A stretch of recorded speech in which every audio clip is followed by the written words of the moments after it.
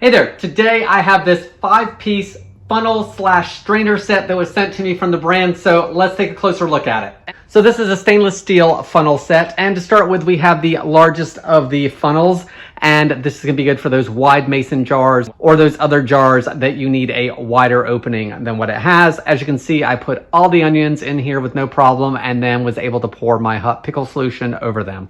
Next, we have this medium funnel, and this is great because there's multiple functions. Of course, it has this smaller opening, which is good for those pint-sized jars, and it's also the perfect circumference to hold this small strainer that comes with it. So this is going to be helpful for straining out small particles of food and bits of things because it fits right in here. This funnel is also the size for the larger strainer, and it simply fits in here, and this will help with any larger particles of food that may not be small bits that you're trying to keep out. Finally, we have the smallest funnel here.